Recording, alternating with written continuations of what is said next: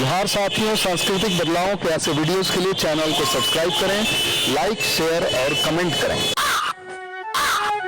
जो बीपीएससी का जो हम क्लास ले रहे थे और जो मॉक इंटरव्यू ले रहे थे, ठीक से हम कंटेंट पढ़े नहीं, इसीलिए थोड़ा टाइम जो है हम पहले कर दिए थे। तो खैर कोई बात नहीं है, टाइम है और लोग जुड़े हैं। बिल्कुल तो सर, बिल्कुल सर, जी सर। अभी ओम प्रकाश चौधरी सर अभी हैं, चूंकि मनोविज्ञान के प्रोफेसर हैं तो उनको सादर नमन करता हूँ। और जो भी आचार्य आज जुड़े हुए हैं उनको भी मैं सादर नमन करता हूँ। बाकी सभी जो सहभागी हैं उनकी बुद्धि को मैं सादर नमन करता हूँ। और ये नए वर्ष की एक नई शुरुआत के साथ हम यहाँ जुटे हैं। एक्चुअली ये जो हमारा मिशन है, ये पुरोहित प्रशिक्षण मिशन है और ये एक साइलेंट रिवॉल्यूशन है। इसको आप मैंने कुछ शब्दों में कहे तो एक अलग तरह का एक वार भी है, लेकिन हम उसको नहीं कहेंगे। हम इसको इस रूप में लेते हैं कि ये मिशन है क्या और हम लोगों से चूक कहाँ होती है। जैसा कृष्ण कुमार सर ने बताया कि एक पुरोहित एक समाज के सदस्य होने के कारण हमको ये जानना चाहिए कि इंटेलिजेंस क्या होता है। एक्चुअली क्या है कि सिग्नल, संकेत, इंफॉर्मेशन जिसको सूचना कहते हैं, ज्ञान जिसको नॉलेज कहते हैं, बुद्धि इंटेलेक्ट कहते हैं और विजडम प्रज्ञा, इसमें ठीक से नहीं जानते होते हैं तो हमारे पुरोहित कहाँ क्या उपयोग करना चाहिए उसमें थोड़ा सा असहज महसूस हो जाते हैं और बात जो करना चाहते हैं, रखना चाहते हैं, वो बात उलट जाती है और कुछ लोग बिदक करके चले जाते हैं। तो आज जो है हम इन्हीं चीजों को एक व्यापक ढंग से, इसमें जो जनरल कॉग्निटिव इंटेलिजेंस है जिसको सामान्य बुद्धिमत्ता कहें, फिर बात आई कि इमोशनल इंटेलिजेंस कहता है कि नॉलेज जितना आदमी को होता है उसका वो 5वां हिस्सा योगदान होता है और बाकी जो 80% योगदान है वो इमोशनल इंटेलिजेंस का है। बात इमोशनल इंटेलिजेंस का है, इसको भी हम बताएंगे। लेकिन एक जर्मनी में बहुत दिन तक उसके धनी मनी व्यक्ति रहे, कार्ल अल्ब्रेच नाम था। उन्होंने कहा कि नहीं, उससे ज्यादा इम्प्रूव जो है वो सोशल इंटेलिजेंस है। तो हम सीक्वेंस में आएंगे और एक विजडम इंटेलिजेंस होता है। तो इसको हमको जानने से क्या होगा कि हमको सहूलियत होगी। तो हम जो शब्द पहला इस्तेमाल किए जनरल कॉग्निटिव इंटेलिजेंस, हिंदी में कहेंगे तो सामान्य संज्ञानात्मक बुद्धिमत्ता। कॉग्निटिव क्या होता है?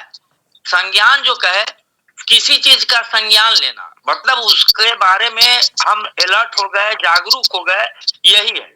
तो जनरल कॉग्निटिव इंटेलिजेंस जो है, किसी चीजों का जो नॉलेज आप प्राप्त करते हैं उसको संज्ञान लेना कहे और उसको सामान्य बुद्धिमत्ता कहे। तो इसको आप जो रट करके जो नॉलेज प्राप्त कर लेते हैं, जो आजकल एआई भी कर रहा है, तो ये है जो पहला स्टेज है। पहले यही माना जाता था कि जितना इंफॉर्मेशन आप रखते हैं उतना आप तेज माने जाते थे, इंटेलिजेंट माने जाते थे। अब इसमें शब्द आ जा रहा है सूचना का, तो उसको हम अलग से बताएंगे। पहले चूंकि मुख्य विषय ये है, इसको हम बताने के बाद सर मैं क्षमा चाहता हूँ सर, आदरणीय रोहिणी मौर्य जी, भारती जी, आप अपने माइक को म्यूट कर लें। कोई भी साथी अभी बता रहे थे हम कि जो जनरल इंटेलिजेंस है वो इंफॉर्मेशन रटने का चीज है। आज के दुनिया में जो आप देख रहे हैं कि एआई में प्रगति हो रहा है, कहा जा रहा है कि क्या वो आदमी को रिप्लेस कर लेगा। तो आदमी और एआई में एक चीज की गैप है कि उसमें चेतना नहीं है, उसमें कंससनेस नहीं है, इसीलिए वो आदमी का विकल्प नहीं ले सकता। तो ये जो जनरल कॉग्निटिव इंटेलिजेंस है, ये इंफॉर्मेशन का कलेक्शन है। आप नॉलेज सिर्फ रट करके ले आए, तो इसके आधार पर अब हमारे पुरोहित के संदर्भ में हम चूंकि बात कर रहे हैं, तो यहाँ पर हम रुक रुक करके पुरोहित का संदर्भ ले लेंगे। पुरोहित जो हैं, जो जानते हैं, वो उसको अल्टीमेट ट्रूथ जानते हैं कि यही सत्य है, यही अंतिम है, इसके बाद कुछ नहीं है। इसीलिए जो है उस नॉलेज के अकॉर्डिंगली वो अड़ जाते हैं, अकड़ जाते हैं। हमारे एक आचार्य हैं पूरन सिंह लोधी, वो कहते हैं कि अकड़ जाना जो है या तो वो टूट जाएगा या तो वो खत्म हो जाएगा, उसी में अकड़ आता है। माने उनका कहना है कि लचीलापन जो है ये बहुत जरूरी होता है। तो हमारे पुरोहित इस तरह से अपनी बातों को नहीं रखें जनरल कॉग्निटिव इंटेलिजेंस की तरह कि वो सही है और बाकी दुनिया गलत है। तो ये जो चारों स्टेज पर जो हम जाएंगे तो बहुत कुछ उनको समझ में आ जाएगा कि नहीं हमको कहाँ लचीला होना है और किस तरह का लचीला होना है। ये चलते आ रहा था आज तक। जनरल माने GI कहते हैं, जनरल इंटेलिजेंस। एक अमेरिकन साइकोलॉजिस्ट थे डैनियल गोलमैन। इत्तेफाक से पता नहीं एक रेस है दुनिया में, एक इथनिसिटी का, जिसको यहूदी कहते हैं। वो लोग बौद्धिकता में और बौद्धिकता के कारण बहुत सा चीज में अलग है। उनका एक कल्चर है, एक संस्कार है। उसी में डैनियल गोलमैन थे, उसी में डैनियल कुहनमैन भी हैं। ये सब बहुत से नाम हम इसीलिए बता रहे हैं कि जो इसमें युवा हैं कुछ अपने से भी खोजें। डैनियल कुहनमैन की भी बात कर देते हैं। ये डैनियल गोलमैन के साथ साथ कुहनमैन जो थे वो साइकोलॉजिस्ट थे और उनको नोबेल पुरस्कार मिला। ध्यान में ये रखना है कि साइकोलॉजी के लिए नोबेल पुरस्कार होता ही नहीं है। तो उनको मिला नोबेल पुरस्कार इकोनॉमिक्स के लिए, बिहेवियरल इकोनॉमिक्स के लिए। साइकोलॉजी को उसने इसी सेंस में समझाया कि आदमी का मन कैसे काम करता है। हम बता रहे थे डैनियल गोलमैन के बारे में, लेकिन थोड़ा सा स्विच ओवर कर गए। डैनियल कुहनमैन पिछले साल मर गए, मतलब 25 में। उसने समझाया कि आदमी जो काम करता है उसमें उसका दो सिस्टम होता है, एक सिस्टम 1 और सिस्टम 2। उनकी पुस्तक का नाम था थिंकिंग फास्ट एंड स्लो। आप तेजी से सोचते हैं और आप धीमे से सोचते हैं, ये दोनों क्या होता है और कब क्या सही होता है। तो उसमें इस कंसेप्ट को समझाए। तो ये वो अलग बात है, समय बचेगा तो उस पर जाएंगे। तो अभी हम डैनियल गोलमैन की बात कर रहे हैं, जो 90 में की किताब आया emotional intelligence, why it can matter more than IQ। Emotional intelligence जो है IQ से ज्यादा मैटर करता है, क्यों? तो इमोशनल इंटेलिजेंस क्या है? अब हिंदी इसका आप स्पष्ट समझ रहे हैं, भावनात्मक बुद्धिमत्ता। कहने का मतलब आदमी जो है मशीन नहीं है, आदमी जो है भावनाओं का बुनावट है, और भावनाएं जिसको आहत होती है उसका मन टूट जाता है और आप अलग हो जाते हैं। फिर यहाँ पुरोहित पर आते हैं कि आप अपने बात में, अपने विचार में, अपने व्यवहार में और अपने भावना में इस बात का ध्यान रखें कि जहां आपको जाना है, जो आपके टारगेट ग्रुप हैं, उनको आपकी कौन से विचार, कौन सी भावना, कौन से व्यवहार और कौन सा जो है माने इन टोटलिटी में आपको ध्यान में रखना है कि दूसरे को आहत नहीं हो, चोट लगना या और वो तो घातक चीज है, मतलब उनके बात को व्यवहार में भी रहना चाहिए। आप देखेंगे जो परंपरागत पुरोहित होते हैं वो कुछ भी करते रहते हैं, लेकिन जजमान के पास आते हैं तो लगता है कि बाप रे बाप, इतना बड़ा शुभचिंतक तो कोई है ही नहीं। तो हमको ये जो है ये इमोशनल इंटेलिजेंस का पार्ट है। वो बुद्धिमत्ता में बहुत सा चीज जानते हैं, लेकिन वो इमोशनली जो है उसको हैंडल करते हैं। तो इमोशनल इंटेलिजेंस में क्या होता है कि आप सामने वाले को प्रति जो है आप अपने को अवेयर रहते हैं, हो क्या रहा है वहां, उसके भाव से, भंगिमा से। मैं बता रहा हूं, सर भी यहाँ है, कल जो PCS का जो मॉक इंटरव्यू ले रहे थे, तो एक लड़का जो है उसका कुर्सी का जो हत्था होता है, एक पर उसका हत्था थोड़ा सा उसका झुका हुआ था। हमने उसको कहा कि देखो बाबू, जब उसको ब्रीफिंग किए कि तुम्हारा एक हाथ जो है एक हत्था पर झुका हुआ था, मतलब तुमको अपने ऊपर कॉन्फिडेंस नहीं है, तुम अपने रीढ़ की हड्डी पर बैठे हुए नहीं थे, और ये जो तुम्हारा झुकाव था, जो सहारा लिए हुए थे, ये तुम्हारे कॉन्फिडेंस को बता रहा है कि तुमको अपने कॉन्फिडेंस पर भरोसा नहीं है। उसके बाद एक आया तो नेवी का लड़का था, नेवी में 15 साल जॉब किया था, वो स्ट्रेट बैठा हुआ था। मेरा ये कहने का मतलब है ए बॉडी लैंग्वेज भी बात बताता है।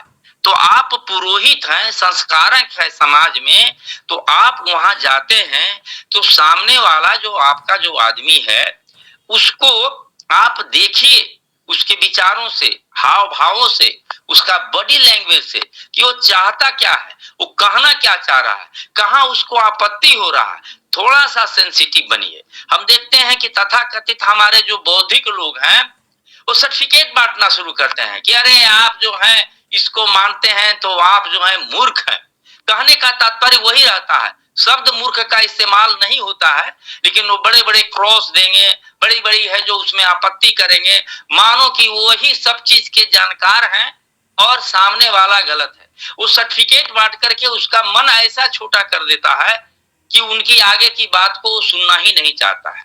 हालांकि जो वो विद्वान होते हैं वो 10-20% नहीं 100% गलत होते हैं, क्योंकि उनको परिप्रेक्ष्यवाद, पर्सपेक्टिविज्म कहते हैं।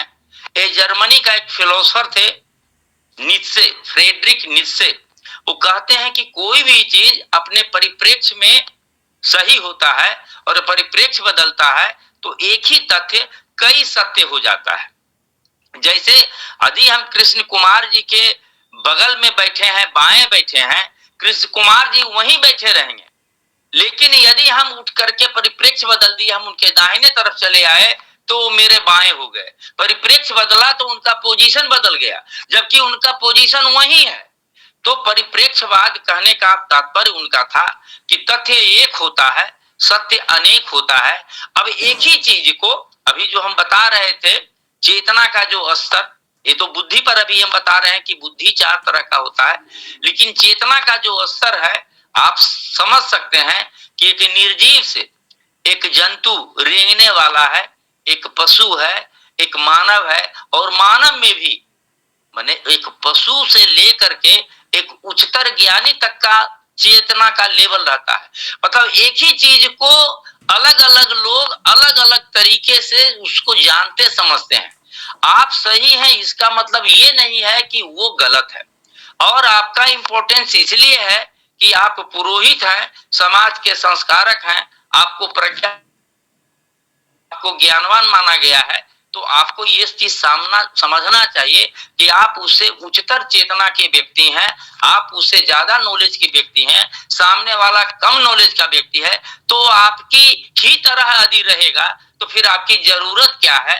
तो उसकी भावनाओं का आदर करना सीखिए, उन चीजों को समझना सीखिए, और मन के भाव से, बॉडी के लैंग्वेज से, एक्सप्रेशन से कहीं ये नहीं दिखना चाहिए कि आप जो है सामने वाला मूर्ख है। आप ज्ञानी हैं, इसीलिए आपको वो सम्मान करता है, बुलाता है, तो सामने वाले की भावनाओं को इज्जत देना सीखिए। तो इसमें जो है कहता है कि सक्सेसफुल आदमी जो होता है उसका 20% ही जनरल इंटेलिजेंस होता है और 80% उसके सफलता में योगदान इमोशनल इंटेलिजेंस का होता है। इस बात को ध्यान दे करके रखना है। तो इमोशनल इंटेलिजेंस में करना क्या होता है, आपको सेल्फ अवेयर होना होता है कि चीजें हो क्या रही है और हम कितने सेंसिटिव हैं। जैसे आपको बताए कि आप उसको देख रहे हैं, बॉडी लैंग्वेज, ये सब चीज दिख रहे हैं। उसके बाद है कि आप सामने वाले की भावनाओं को समझ रहे हैं। जब भावनाओं को समझ गए कि वो आदमी चाहता क्या है, तब आप अपने को सेल्फ रेगुलेट करते हैं, तब आप अपने को उनके अकॉर्डिंगली अपने को रेगुलेट करना शुरू करते हैं कि नहीं हमको क्या बोलना चाहिए, क्या नहीं बोलना चाहिए। अभी भारत में एक प्रमुख राजनेता है, आप समझते होंगे, आज तक एक भी प्रेस कॉन्फ्रेंस नहीं दिए हैं। इसलिए नहीं दिए हैं कि बोलने में कहीं हम गड़बड़ हो जाए, उससे बढ़िया हम बोले ही नहीं, वो चुप रहते हैं और बहुत सफल भी है। तो आपको जहां लगता है कि बोलने से स्थिति असहज हो सकती है, आपको बोलने की कोई जरूरत नहीं है। हमेशा बोलना ही नहीं रहता है। आप जब चुप रहेंगे तो 100 सवाल का एक जवाब होगा। जब आप सेल्फ रेगुलेट कर रहे हैं अपने को, तो वहां कहता है, एक शब्द आता है इम्पैथी। अब देखिए, जनरली शब्द जो इस्तेमाल हम लोग करते हैं वो होता है सिंपैथी। सिंपैथी माने सहानुभूति। आप दूसरे, आहा बेचारा चोट लग गया, तो ये सहानुभूति हुआ। लेकिन एक शब्द है इम्पैथी, समानुभूति, समान अनुभूति। मतलब उसके जूते में जो कहता है पैर रखकर, उसके स्थिति में आप खुद आकर के चीजों को जब आप समझते हैं, तो उसके लिए शब्द हिंदी में समानुभूति, अंग्रेजी में इम्पैथी है।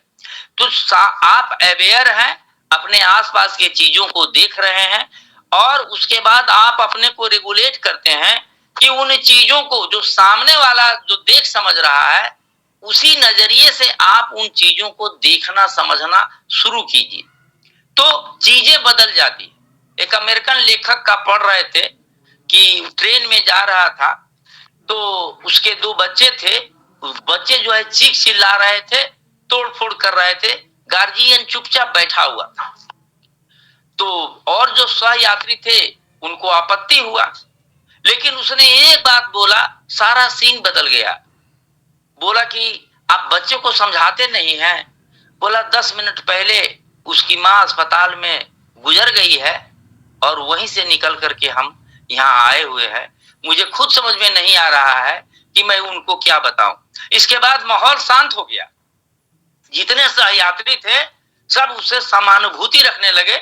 तो ये चीज बदलता है। आप उनके नजरों से देखिए, जो आपको बुलाया है वो क्या जानना चाहते हैं। और मैं, यदि आप किसी बात को कहेंगे क्या ये सत्य है, तो मैं आपको साबित कर दूंगा। आप चाहते क्या हैं? सत्य साबित होना चाहते हैं तो सत्य कर देंगे, और सत्य साबित करना चाहते हैं तो असत्य साबित कर देंगे। ये क्षमता आपको इमोशनल इंटेलिजेंस से आ जाती है। अब जैसे यदि हमको कोई कहता है, थोड़ा सा बात, चूंकि समय दिए हैं आप लोग, हमसे एक विद्यार्थी बीपीएससी का पूछा, सर रामायण और महाभारत ऐतिहासिक है? हम कहे है। तो सर ऐतिहासिक है? हम कहे कि नहीं है। तो सर आप कहना क्या चाह रहे हैं? आप दोनों बात को बोल रहे हैं। हम कहे दोनों बात सही है। बोला ये कैसे? हम कहे कि ऐतिहासिक है मतलब वो इतिहास के समय काल में रहे। तो आप जो ऑथेंटिक किताब इतिहास की जो है एनसीईआरटी की किताब देख लें। हमारे जो बौद्धिक लोग हैं बड़ी बड़ी विद्वता की बात करते हैं, बड़ा बड़ा विद्वता, एकदम लिखेंगे लेख जैसे उनका कोई रिसर्च है कि ये चीज संभव नहीं था, वो चीज संभव नहीं था।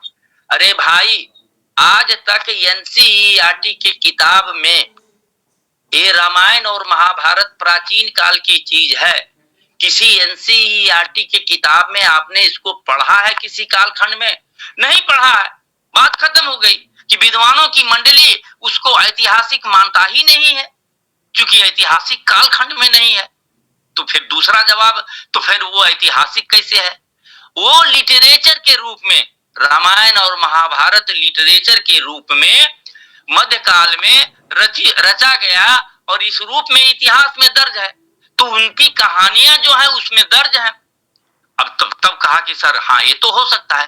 अब बात हुई राम पर कि राम है या नहीं है। अरे भाई, राम से आप तात्पर्य क्या समझते हैं? आप अर्थ क्या लेते हैं? क्या उस भावना से कोई अर्थ लेते हैं कि क्या वास्तविक? आप अपने नजरिए से देखे जा रहे हैं और सामने वाले को बेवकूफ बनाए जा रहे हैं। आपको ये पता नहीं है।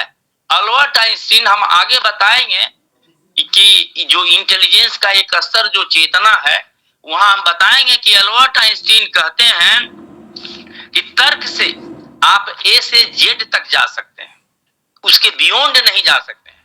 लेकिन इमेजिनेशन से, कल्पना से आप कहीं भी जा सकते हैं। और कोई दो राय नहीं है कि अल्बर्ट आइंस्टीन अपने कल्पना से वहां तक चले गए जहां तक एक तर्कशील आदमी नहीं जाता। कहते हैं कि वो क्लर्क था एक पेटेंट कार्यालय में। अल्बर्ट आइंस्टीन मैथमेटिक्स का अच्छा स्टूडेंट था। खिड़की से बाहर देख रहा था। एक बाहर चर्च था, बाहरी दीवार पर रंगाई पुताई चल रहा था। एक जो मजदूर था वो उसको पोत रहा था। वो कल्पना से चला गया कि ये यदि गिरेगा तो क्या होगा, यदि ये चंद्रमा पर यदि होता, गिरता तो क्या होता। यदि ये गिर रहा है और नीचे धरती नहीं होती तो क्या होता? और थ्योरी ऑफ रिलेटिविटी जो है, स्पेशल थ्योरी ऑफ रिलेटिविटी दे दिया। तो तर्क से सारे बात मत कीजिए, तर्क से मशीन चलता है, आदमी नहीं चलता है।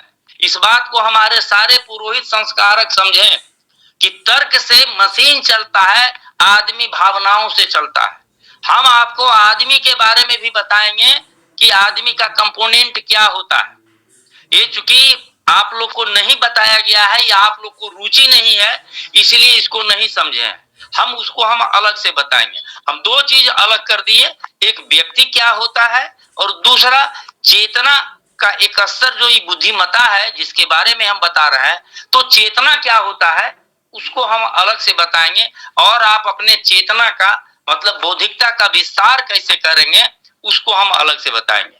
तो आप जो इमोशनल इंटेलिजेंस है, समझ लीजिए कि तर्क से आपको काम नहीं करना है, आपको उसके इमोशन पर काम करना है। और उसके लिए तीन चीज बताया अभी तक कि पहले तो आप जागरूक हैं अपने और अपने आसपास के लिए, फिर सामने वाले को जब समझ गए तो उसके अनुसार अपनी भावनाओं को रेगुलेट कर रहे हैं कि उनको क्या अच्छा लगेगा, जो अच्छा नहीं लगेगा उसको बोलना जरूरी है तो बोलेंगे, अदरवाइज हमको उनसे काम निकालना है तो क्या जरूरत है बोलने, तो सही कह रहे हैं। अब है उसके बाद तब आप उनसे इंपैथी रखेंगे और तब उनको मोटिवेट करेंगे। और सबसे बात यह है कि इसको वैज्ञानिकों ने, लिखने वालों ने स्किल माना है। स्किल मतलब कौशल होता है, कौशल मतलब जिसको आप भी सीख करके विकसित कर सकते हैं उसको कौशल कहते हैं। आप जिन चीजों को सीख करके, सजगता से सीख करके अपने को इंप्रूव कर सकते हैं, अपने को समृद्ध कर सकते हैं, उसको कौशल कहते हैं। कौशल शब्द यहाँ इसलिए दिया गया है कि आप ये नहीं समझ लें कि वो जन्मजात उनका बुद्धि था या जेनेटिक कोई उसका स्किल था। स्किल शब्द अपने आप में ये कहता है कि कोई भी आदमी सीख सकता है। आप देखे होंगे लोहा का, लकड़ी का काम करता है, आपके योग्यता, आपके क्वालिफिकेशन के सामने उसका कुछ नहीं होता है। और इतना सुंदर मूर्ति बनाता है, इतना सुंदर कारीगरी करता है कि आप दंग रह जाएंगे। आपको लगेगा कि इतना बुद्धिमान आप हैं और वही नहीं जानते हैं। इसीलिए सोशल स्किल है, कोई भी सीख सकता है, कोई भी विकसित कर सकता है। अब यहाँ पर देखिए एक भावना की बात करते हैं। आप लोग कहते हैं कि गलत को हम स्वीकार कर लें। अरे गलत क्या होता है? आप अपने 5 साल के बच्चे के साथ खेलते हैं, दौड़ते हैं, क्या आप हमेशा अपने बच्चे से फर्स्ट करते हैं? नहीं करते हैं। आप जो है बच्चे को फर्स्ट होने देते हैं, आप हार जाते हैं। ये सही है कि आपका स्ट्रेंथ उस बच्चे से कम था? अरे आप उसे बहुत आगे जा सकते थे, लेकिन सत्य को पकड़े नहीं रहते हैं। आप वहां मूर्ख बनते हैं कि बच्चा मेरा आगे जाए।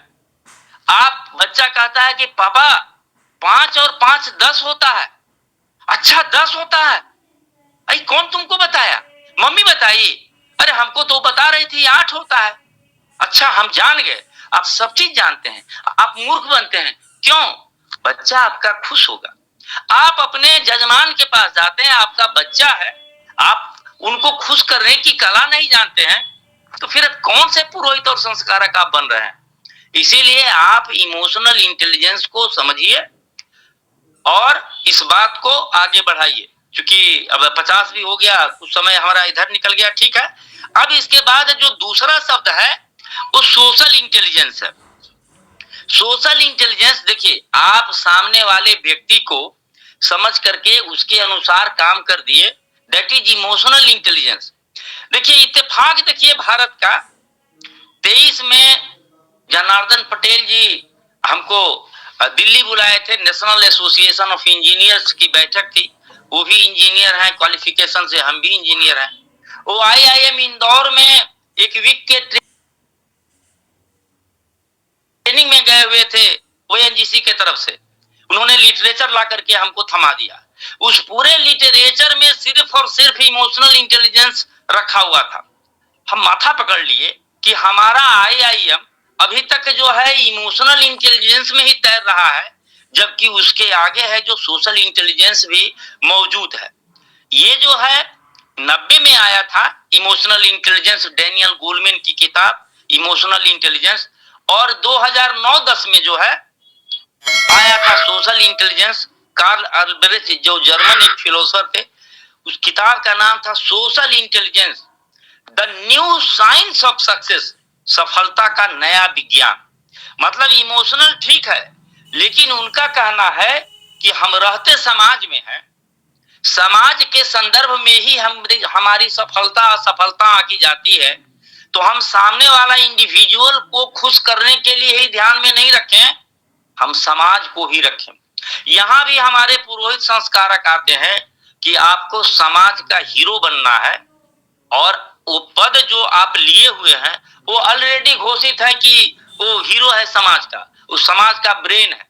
इसीलिए जो है उसका ड्रेस भी जो है वो केसरिया कलर का है, आग का कलर का है, दूर से ही दिखता है कि कोई प्रकाश आ रहा है, कोई ऊर्जा का स्रोत आ रहा है, और जो है गंदगी को जला करके वो आग नष्ट भ्रष्ट कर देगा। इस तरह का सम्मान आपके पोशाक में है। तो आप सोशल इंटेलिजेंस पर आते हैं, आप कोई भी चीज करते हैं उस व्यक्ति को ध्यान में रखते हुए समाज में रहना है, समाज में सफलता पाना है, तो आप समाज के रेफरेंस में उसको इंप्रेस करना चाहिएगा। एक शब्दावली का उपयोग किया कार्ल अल्ब्रेच ने, स्पेस, SPACE। स्पेस को कहते हैं कि आपका सोशल रडार, सोशल रडार या आपका सिचुएशनल अवेयरनेस मजबूत होना चाहिए। उस सिचुएशन में क्या हो रहा है, क्या मोमेंट है, उसको आप भापिए। मतलब आपका सोशल रडार समझ रहा है, जो एयरपोर्ट पर एयरफोर्स में वो जो उड़ता हुआ जो यान होता है या जीव होता है, उसको वो बहुत पहले भाप लेता है। तो आप अपना सोशल रडार मजबूत कीजिए कि सोसाइटी में हो क्या रहा है, और हमको जो है कैसे एडॉप्टेशन करना है, कैसे उसको टैकल करना है। देन आप वहां प्रेजेंस रहिए। प्रेजेंस मतलब रहने का मतलब है कि आप अपने बिहेव से, अपने एटीट्यूड से, अपने एक्सप्रेशन से वहां इंप्रेशन डालिए कि आप कुछ अलग हैं, कुछ इंप्रेसिव है।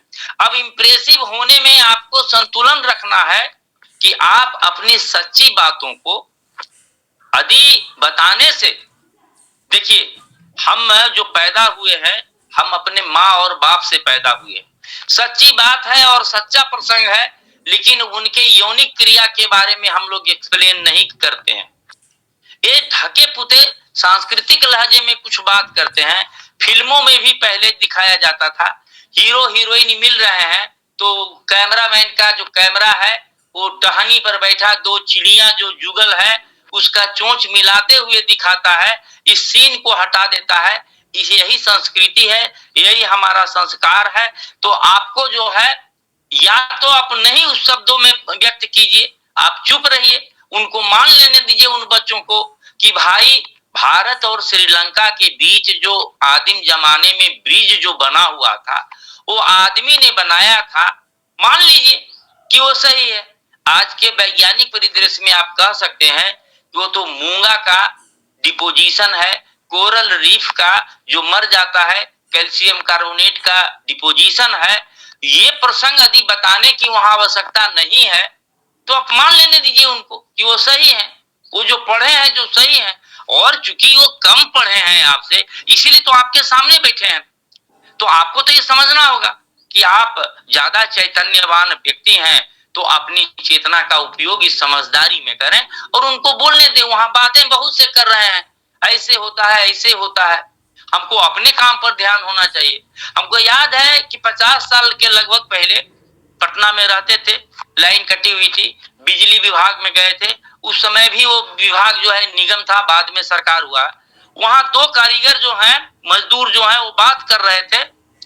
रात का समय था, 10-11 का।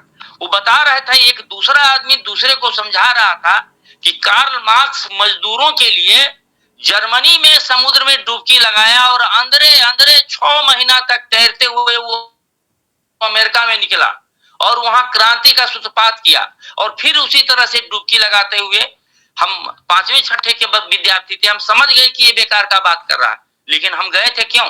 हम अपना बिजली बनवाने के लिए गए थे, उनको पढ़ाने के लिए नहीं गए थे। चुप रहे, उनको सही साबित होने दिए, बात खत्म हुआ। हम बताए कि ऐसे ऐसे है, अच्छा ठीक है बाबू ऐसे ऐसे होगा। तो सब जगह सबको बताना, सबको पढ़ाना, सबके समझ का असर भी तो देखना होगा कि हमको क्या करना है। तो सोशल इंटेलिजेंस है कि आप सोसाइटी के संदर्भ में रख करके अपनी बातों को समझें और समझाएं। तो उसमें पहला है सोशल रडार, दूसरा है प्रेजेंस स्पेस, शब्द जो है 5 लेटर SPACE, दूसरा प्रेजेंस है, तीसरा ऑथेंटिसिटी है। तीसरा ऑथेंटिसिटी है कि आप वहां ऑथेंटिक दिखें, आप अपनी बातों को प्रमाण सहित वैज्ञानिक तथ्य और तर्क के साथ रखने का कोशिश करें। उतना ही जितना संतुलन नहीं बिगड़े, तो आप ऑथोरिटी दिखेंगे, ऑथेंटिक दिखेंगे और बाकी बात वहां सुनने लगेगा। और बाकी जो समाज अधिक वहां का मेजोरिटी आपका बात समझता है, जो नहीं समझता है उसको वो लोग संभाल लेंगे, वो आपको समझाने का जरूरत नहीं है। सी, क्लैरिटी होनी चाहिए कि आप कहना क्या चाह रहे हैं, आपका कंसेप्ट क्लियर होना चाहिए और सरल शब्दों में बात को समझाया जाना चाहिए।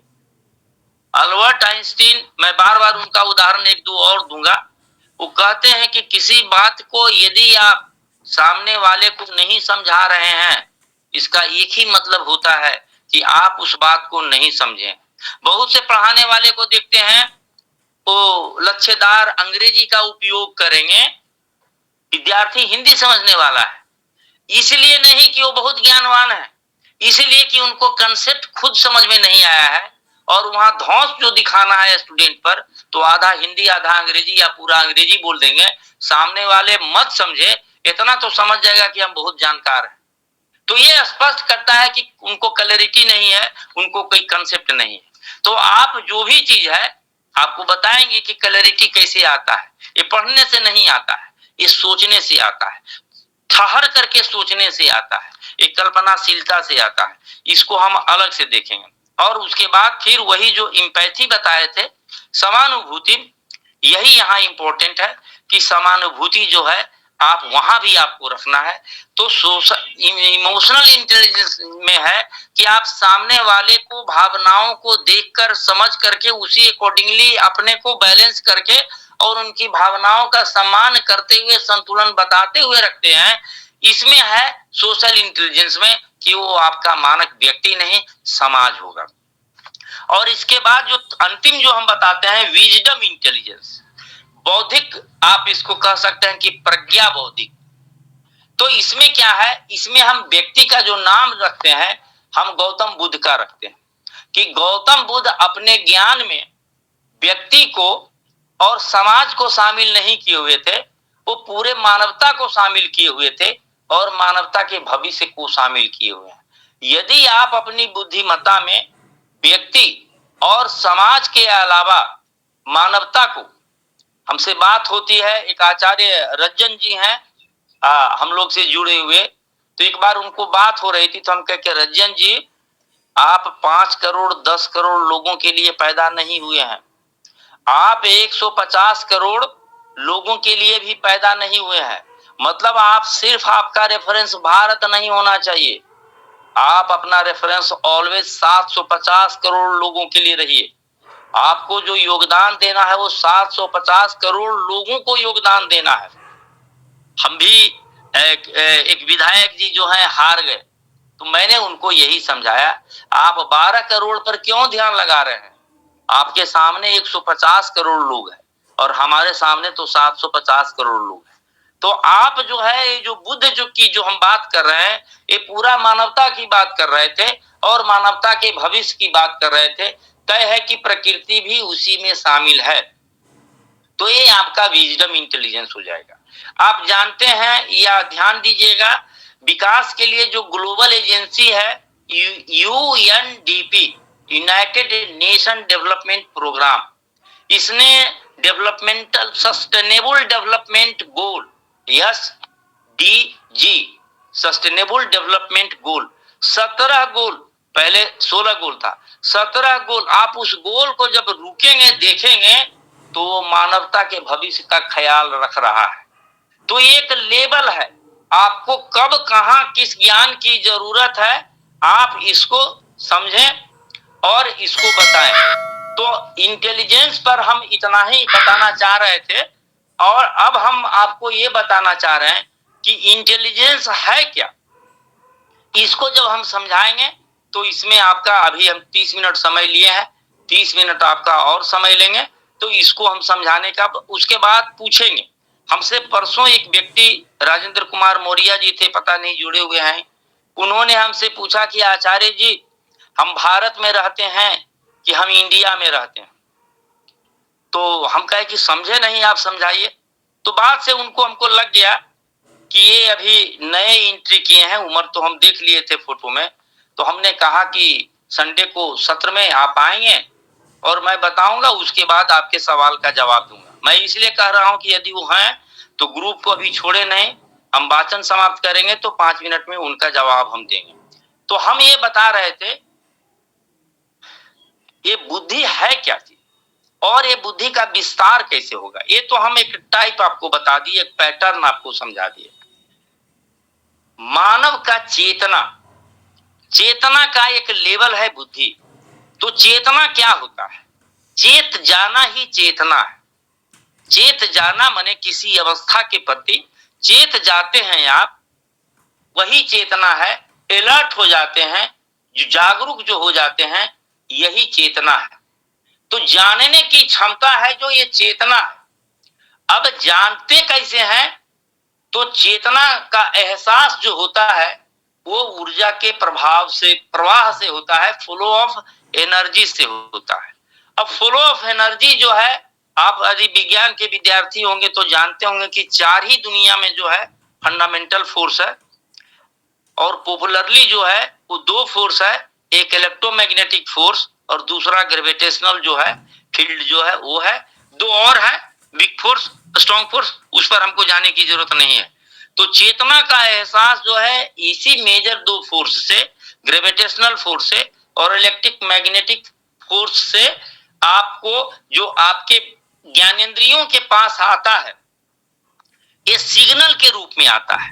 ये जो एनर्जी का जो फ्लो आया हमारे पास आया तो एक सिग्नल के रूप में आता है, एक संकेत के रूप में आता है। और जब उन संकेतों का एक अलग बनावट होता है, एक मैट्रिक्स होता है, एक हिंदी में आव्यूह होता है, सर्टेन पर्पस के लिए, उसको इंफॉर्मेशन कहते हैं, उसको सूचना कहते हैं।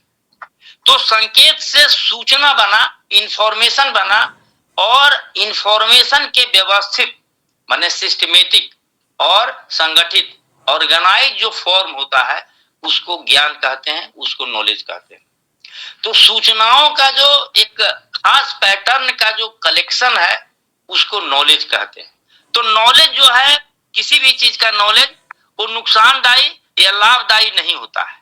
नॉलेज नॉलेज है, मतलब आप उसको यथा स्थिति में जानिए कि वो क्या है।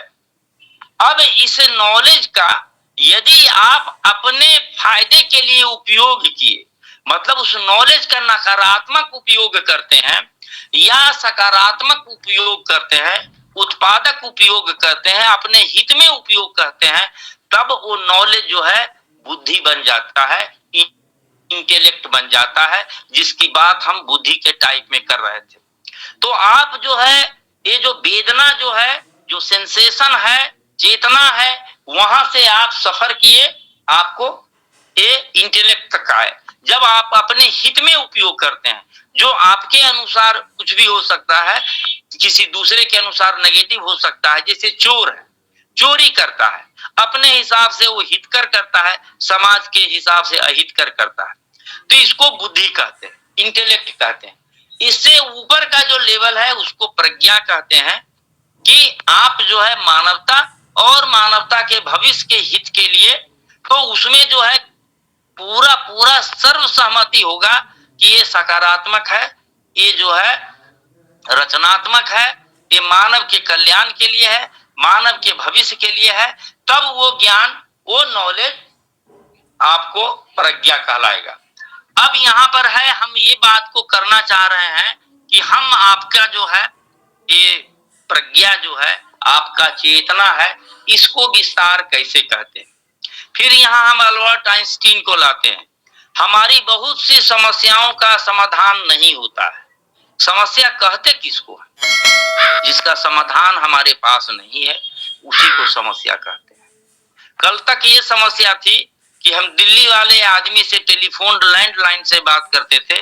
अब जो टेलीफोन जो है वो घूमता हुआ रहता है, मेरे पॉकेट में रहता है, समस्या रहा नहीं, समाधान मिल गया। तो कुछ समस्याएं ऐसी होती है, समाज की समस्याएं ऐसी होती है कि आप देखते होंगे कि उसका समाधान सूझ ही नहीं रहा है कि वो क्या रहा है। तो अल्बर्ट आइंस्टाइन कहते हैं कि समस्या चेतना के जिस स्तर पर खड़ा है, समस्या का समाधान उस चेतना के स्तर पर जिस पर समस्या खड़ा है उससे ऊंचा स्तर पर आपको जाकर के समाधान खोजना होगा। मतलब आपको अपनी बौद्धिकता का स्तर बढ़ाना होगा। आप वहीं रह जाइएगा तो नहीं होगा। हमने एक लेख लिखा था, अगड़े और पिछड़े में क्या अंतर है। पिछड़ा का एक खासियत है कि जो हम जान गए हैं वो अंतिम जान गए हैं। हमारे महापुरुषों ने अंतिम ज्ञान बता दिया है और उसके आगे अब कुछ जानने की जरूरत नहीं है। हमको कमी क्या है कि सारे लोग मेरे झंडे के नीचे आ जाएं और अपना जो जमीन जायदाद बेच करके हमको दे दें, वो क्रांति ला देंगे। ये पिछड़ों की निशानी है कि जो जानते हैं, मतलब उनके जो ज्ञान जो आज से 50 साल 100 साल पहले उनके महापुरुषों ने दे दिया था, दुनिया वहीं ठहर गई है। उसके बाद न कोई शोध हुआ है, न कोई अनुसंधान हुआ है, न समय का संदर्भ बदला है, न इकोनॉमी बदला है, न वर्ल्ड बदला है। इसी कारण वे पिछड़े हुए हैं और इसी कारण वे पिछड़े रहेंगे। और अगड़े जो हैं वो सतत उनका चेतना जो है अलर्ट रहता है कि बदलती हुई दुनिया में हो क्या रहा है, क्या बदल रहा है, हमको कहाँ बदलना चाहिए, हमको क्या समझना चाहिए, उस पर वो सतत रहते हैं। अगड़े और पिछड़े का यही एक निशानी है अंतर का। दूसरा जितना है वो सब नेतागिरी है, सब बकवास है। तो हमारे पुरोहित अभी एक कल बता रहे थे कि प्रोग्रेस नहीं हो रहा है, हम कि वो आपके नजरों में प्रोग्रेस नहीं हो रहा है। हम जो देखते हैं, हम जो समझते हैं, बहुत तेजी से बात होती है और ये मल्टीप्लाई करता जा रहा है। अब आप क्या लेना चाहते हैं इस पर डिपेंड करता है। हमको पिछले साल जो है एक स्टूडेंट जो है, हम जनरली मॉक इंटरव्यू में समय देते हैं, उसके अलावा मेरे पास समय नहीं रहता। एक इतिहास का तेज विद्यार्थी सामान्य प्रशासन विभाग सचिवालय में सेक्शन अफसर था, हमसे पूछा कि सर जयचंद तो देशद्रोही था। हम कहे किस दृष्टिकोण से? तो मैंने उसको समझाया। हमारे पास पानी का बोतल था, आधा बोतल पानी पी गए थे। हम बोतल को उठाए, हम बोले इसमें कितना पानी है? बोला सर इसमें आधा खाली है। हम बोतल रख दिए, हम के जवाब आपको मिल गया, चुपचाप लजा करके बैठ गया। हम कहे खाली हिस्सा आपको ध्यान में आया, बोतल आधा भरा हुआ था वो आपको नहीं दिखा, ये आपके नजरिया का दोष है।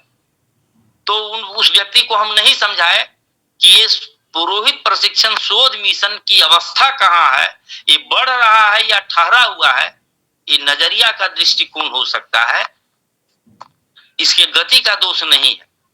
चूंकि चीजें वही दिखती है जो हम देखना चाहते हैं। यदि हम ठहरा हुआ देखना चाहते हैं, नकारा देखना चाहते हैं, तो हमको नकारा हुआ ही दिखेगा, हमको ठहरा हुआ ही दिखेगा। और यदि आगे बढ़ता हुआ हम देखना चाहेंगे तो आगे बढ़ते हुए के कई उदाहरण आपके दिमाग में आएंगे और कई सजेशन आएंगे। तो आप जो है, हाँ, तो पहले हम चेतना वाला बता देते हैं, फिर आदमी का स्ट्रक्चर भी हम बोले हैं कि हम बताएंगे। तो चेतना का जो विस्तार होता है आदमी की चेतना का, क्योंकि हम लोग सूचना ज्ञान ये सब से आकर के पशु में जो है स्तनपाई हम लोग एक लेवल पर भी आ गए हैं। अब आदमी जो रिएक्शन करता है वो दो तरह से करता है, एक माइंड के माध्यम से और एक रिफ्लेक्स एक्शन, जिसको सेंट्रल नर्वस सिस्टम कहते हैं। जैसे हम लोग लालटेन वाले युग में भी थे, शीशा गर्म में यदि हाथ टच कर गया तो अपने हाथ खींच जाता था। जानवर को यदि टच कर दिए, घोड़ा को, तो लतड़ी मार देगा, ब्रेन का काम उसमें नहीं होता है। तो जो व्यक्ति हमारे समाज में कोई प्रक्रिया किया और बिना सोचे समझे तुरंत रिएक्ट कर गए। इसको पशुवत प्रवृत्ति कहते हैं, एनिमलिस्टिक टेंडेंसी कहते हैं। इसमें बुद्धि का कहीं जरूरत ही नहीं पड़ा, दिमाग में वो इंपल्स गया ही नहीं इंफॉर्मेशन, वो रिफ्लेक्स एक्शन से, जिसको प्रतिवर्ती प्रतिक्रिया कहते हैं, वहीं से काम चल जाता है। ये जानवर का संकेत है। लेकिन यदि हम लोग आदमी हैं तो ब्रेन का उपयोग करेंगे और ब्रेन से आगे बात करेंगे। तो हम चेतना के विस्तार पर बात कर रहे थे कि हम लोग भी पहले 40 लाख साल पहले पेड़ पर रहते थे, जमीन पर उतरे और आदमी जो है होमोसेपियंस, पशु मानव से होमो फेब्रिक करने वाला निर्माता मानव बना, सामाजिक मानव होमो सोशियस बना, होमो साइंटिफिक बना, वैज्ञानिक मानव बना और अभी आध्यात्मिक मानव बना हुआ है। तो चेतना का विस्तार जो समझाते हैं अल्बर्ट आइंस्टीन कि आप या तो तर्क के आधार पर कर सकते हैं या कल्पना के आधार पर कर सकते हैं। तर्क जो है हमको यथार्थ के धरातल पर खड़ा रखता है, लेकिन कल्पना जो है हमें अनंत आकाश में उड़ान भरने की प्रेरणा देता है। आइंस्टीन ने कल्पना को तर्क और परिश्रम से बहुत ज्यादा महत्वपूर्ण माना है। वे कहते हैं कि इमेजिनेशन, कल्पना जो है, यही चेतना का विस्तार का सबसे महत्वपूर्ण है। आप जानते होंगे कि इस शताब्दी का महान एक वैज्ञानिक, जिसको हम आध्यात्मिक व्यक्ति भी कहते हैं, स्टीफन हॉकिंस, शरीर से विकलांग था, कुछ नहीं कर पाता था, लेकिन अपने सोच से, अपना कल्पनाशीलता से ब्रह्मांड का वो रहस्य खोला जिसको विज्ञान बाद में है जो सही साबित करता रहा।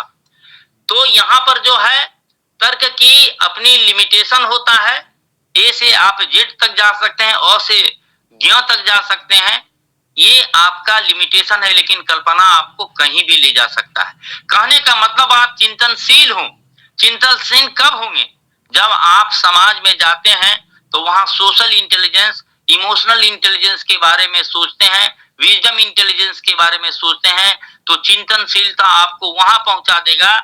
ध्यान में रखिएगा, बौद्धिकता स्किल है, किसी का खानदानी असर नहीं है, ये आपको दिमाग में रखना होगा। और तर्क का कार्य है वस्तु, घटना, विचार को प्रमाण और कारण के आधार पर समझना। मनुष्य को जो भ्रामक विश्वास होता है, अंधविश्वास जो होता है, उससे तर्क दूर कर सकता है, लेकिन तर्क की अपनी एक सीमा होती है।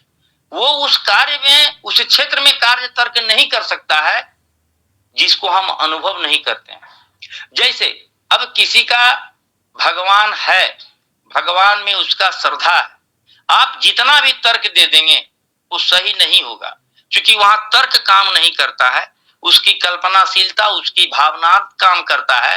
तो आप कभी नहीं देखे होंगे कि आप इसको मानते हैं कि नहीं मानते हैं। कभी सब्जी के दुकान पर गए होंगे, सब्जी वाला आपसे नहीं पूछता है आप चाहिए क्या, पैसा दीजिए, सामान ले जाइए। आप इसको मानते हैं, उसको नहीं मानते हैं, उस पसड़े में वो नहीं पड़ता है। आप पुरोहित हैं, संस्कारक हैं, आप क्यों अपनी विद्वता दिखाते हैं? आप क्यों इस पसड़े में पहले घुसते हैं? ये मार्केटिंग मैनेजमेंट का जो है ये अलग फंडा है, उसको हम अलग से कभी देखेंगे कि वो हैंडल करने का क्या तरीका है। कल्पना वह शक्ति है कि हम दृश्य अदृश्य, ज्ञात से अज्ञात और सीमित से असीमित की ओर हम जा सकते हैं। विज्ञान का जितना आविष्कार हुआ है और कला का जितना रचना हुआ है, सब कल्पनाशीलता का देन है। कल्पना वह सेतु है जो मानव को सृजनशील बनाता है। इसका कोई निश्चित क्षेत्र नहीं है। यह भाव, विचार, स्वप्न से, इसके संसार से असीमित रूप में विचरण करता है। कल्पना की ही अनंतता है। ये जो धर्म है, ये जो दर्शन है, ये जो कला है, ये जो विज्ञान है, ये तर्क का सहारा लिया होगा, लेकिन ये कल्पनाशीलता का ही सहारा लेकर के आगे बढ़ा है। तो आपको अपने चेतना का यदि विस्तार करना है, आपको बौद्धिकता का विस्तार करना है, तो इस बात को समझें और कल्पनाशीलता को समझें। अल्बर्ट आइंस्टीन के बारे में यही नहीं, एक बार ट्रेन में जा रहे थे, उन्होंने ये कहा कि यदि ये ट्रेन जो है स्पीड ऑफ लाइट से चलेगा, इसके बत्ती, इसका हेडलाइट जो है रात में, वो तो और आगे चल रहा है, तो वो तो क्या होगा भाई? स्पीड ऑफ लाइट से तो कोई चीज ज्यादा है नहीं, ये वो जानते थे और मानते भी थे। लेकिन ट्रेन स्पीड ऑफ लाइट से चल रहा है। अब देखिए उनकी कल्पनाशीलता, तो लाइट जो उसका जो फेंक रहा है इंजन पर, वो तो और ज्यादा तेज हो गया। लेकिन प्रकाश के लाइट से तो ज्यादा कोई चीज हो नहीं सकता है। तब उन्होंने कंसेप्ट दिया, यहाँ समय ही पतला हो जाता है। समय कमता नहीं है, डायलेट कर जाता है, पतला कर जाता है। एक नया कंसेप्ट दे दिया। तो हमारे पुरोहित संस्कारक जो हैं, इन कंसेप्टों को समझें, कल्पनाशीलता को लाएं, समाज क्या चाहता है, कैसे चाहता है, कैसे आगे बढ़ेंगे। और अब चूंकि 15 मिनट और है, तो मैं कौन हूं इसको मैं समझा देना चाहता हूं कि हमारा 3 लेयर है। एक लेयर जो हमारा है, मैं जो हूं अपने शरीर में हूं, तो मैं का जो एक भाग जो है ये भौतिक पदार्थ से बना हुआ है, जिसको हम आप देखते समझते हैं। दूसरा भाग जो है ये एनर्जी से बना हुआ है, और जो तीसरा भाग है वो फील्ड से बना हुआ है। अब चेतना एक ऐसा शब्द है, कॉन्शसनेस एक ऐसा शब्द है कि जिसका कोई अभी तक विज्ञान उसका स्वरूप ही नहीं जान पाया है। मेरा एक मित्र था, बीमार रहता था। 1 तारीख को बहुत मन किया कि उससे बात करें, और 2 तारीख को मालूम हुआ कि सवेरे गुजर गया। पता नहीं अब क्या इस चेतना का रहस्य है, हम नहीं जानते हैं। लेकिन हम ये कह रहे हैं कि आदमी का जो बनावट है, तो फिजिकल स्वरूप में आदमी का शरीर है और मस्तिष्क है, बॉडी है और ब्रेन है। ये जो है हम देख सकते हैं, छू सकते हैं, समझ सकते हैं। और मेरा सारा अस्तित्व जो है इसी बॉडी में है, इसी ब्रेन में है। इसीलिए सबसे पहला कर्तव्य होता है अपने शरीर और मस्तिष्क पर ध्यान देना। इसके बाद दूसरा जो लेवल है वो चेतना का है, जिसको भारत में पुराने समय में आत्म कहा जाता था, सिर्फ कहा जाता था। उसी आत्म शब्द को बिगाड़ करके आत्मा बना दिया गया मध्यकाल में, जिसको सोल कहा जाता है, जो अनसाइंटिफिक कंसेप्ट है।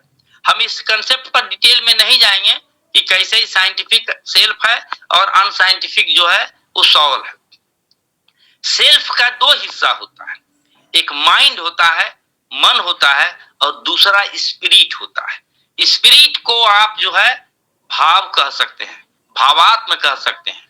अब यहाँ पर जो है शरीर में बॉडी हो गया, आदमी में जैसे हम हैं तो ये मेरा शरीर हो गया, और शरीर में ही मस्तिष्क है। तो पूरे सिस्टम को जो एनर्जी देता है वो ब्रह्मांड भी देता है, और हमारा शरीर भी जो हम खाते पीते हैं वहीं से एनर्जी का उसको फ्लो देता है। तो ब्रेन क्या है? ब्रेन माइंड नहीं है, ब्रेन जो है माइंड से एक अलग चीज है। और ब्रेन जो है ये एक मॉड्यूलेटर है, मतलब हम जो कुछ करना चाहते हैं या सोचते हैं उसको उसका फ्रीक्वेंसी वेवलेंथ बदल करके वो माइंड और स्पिरिट को दे देता है।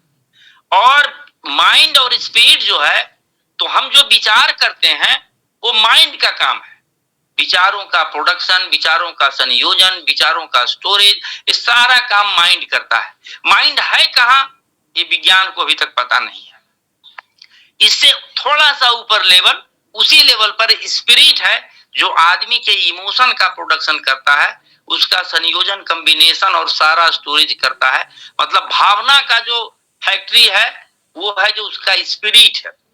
इसीलिए आप देखे होंगे कि अंग्रेजी में अध्यात्म के लिए शब्द स्पिरिचुअलिटी है, उसी स्पिरिट से है। मतलब आपका जो स्पिरिट है, जिसको भावात्म कह सकते हैं, जो भावना का संयोजन करता है, यही जो है आपको अध्यात्म की ओर जोड़ता है। अध्यात्म एक फील्ड है। आदमी का जो तीसरा लेवल जो बताए वो एक फील्ड है। उसको Albert Einstein unified field theory से चारों फंडामेंटल जो फोर्स फील्ड है उसको मिला करके उसको प्रस्तुत करना चाहते हैं। तो वो एनर्जी का स्वरूप है, उसको हम इन दोनों को आत्म कह सकते हैं। अब माइंड कहाँ है? कुछ वैज्ञानिक का मानना है, कहता है न कि उसके पेट में होता है, गट में होता है। कहता है कि पेट खराब होता है तो माइंड भी खराब हो जाता है, पेट खराब होता है तो मन भी एकदम विचित्र तरह से हो जाता है। अब ये रहता कहाँ है? तो कुछ रिसर्च में आता है कि नहीं, ये आदमी के हर सोमैटिक सेल में होता है। ये इस आधार पर कहा गया कि कुछ आदमी का मरने के बाद यंग माने अंग का जो प्रत्यारोपण होता है, दूसरा आदमी जो तुरंत मरा है और उसका कोई जीवित है तो उसका अंग को उसमें प्रत्यारोपित कर देता है कुछ शहर में। तो जिसके शरीर में वो किया गया है उसको कुछ ऐसा अनुभव होने लगता है जो उस मरे हुए व्यक्ति का जो अंग जिसको लगाया था उससे उसका कोई संपर्क नहीं, और उसके पास जो इंफॉर्मेशन था वो इंफॉर्मेशन इसके पास चला आया। तो माना ये गया कि हर सेल जो है उसका अपना एक माइंड होता है, एक स्पिरिट होता है। ये विज्ञान का विषय है, लेकिन अध्यात्म शब्द के बारे में थोड़ा सा लोगों को भ्रम है। अध्यात्म ये होता है कि हम अपना आत्म अधि से जोड़ देते हैं, ऊपर से जोड़ देते हैं, इसको अध्यात्म कहते हैं। और हम अपना जो आत्म जो है माने स्पिरिट और जो माइंड है उस दोनों को इन्फिनाइट फील्ड थ्योरी से कनेक्ट कर देते हैं, तो जो है ये आपका वो अध्यात्म हो गया। अब यहाँ पर ब्रह्मांड कैसे काम करता है या अध्यात्म कैसे काम करता है एक अलग विषय है, कभी बाद में समय दीजिएगा तो बाद में कभी बताएंगे। अब यहाँ पर ये हम बताना चाह रहे हैं, कुछ लोग कहता है कि अध्यात्म जो है आत्मिक सुख का चीज है, इससे एक अलग अनुभूति होता है, एक अलग आनंद आता है। तो मेरा यहाँ आपत्ति है, भैया जब हमको आनंदित रहना है तो इतना ड्रामा करने का क्या जरूरत है, एक पेग काफी है आनंदित रहने के लिए। यदि आपके अध्यात्म में समाज नहीं है, मानवता नहीं है, मानवता का भविष्य नहीं है, तो अध्यात्म के नाम पर सिर्फ ढोंग है। हम 3 व्यक्ति का उदाहरण देते हैं कि भाई आप आध्यात्मिक व्यक्ति मानते किसको हैं? हम कहे कि मैं भारतीय तथागत बुद्ध को पहला आध्यात्मिक व्यक्ति मानता हूं ज्ञात इतिहास में, और दूसरा पिछले शताब्दी का स्टीफन हॉकिंस, और तीसरा इस शताब्दी का स्टीफन हॉकिंस, और पिछले शताब्दी का अल्बर्ट आइंस्टीन। ये आध्यात्मिक व्यक्ति थे, अपने आत्म को इन्फिनाइट इंटेलिजेंस से कनेक्ट करके मानवता के ज्ञान के लिए अद्भुत ज्ञान दिया जो किसी के पास नहीं था। यदि आपके अध्यात्म ये नहीं है, यदि मानव और मानवता नहीं है, तो अध्यात्म के नाम पर आपको विचार करना पड़ेगा, वो अध्यात्म नहीं है जिसको आप समझते हैं।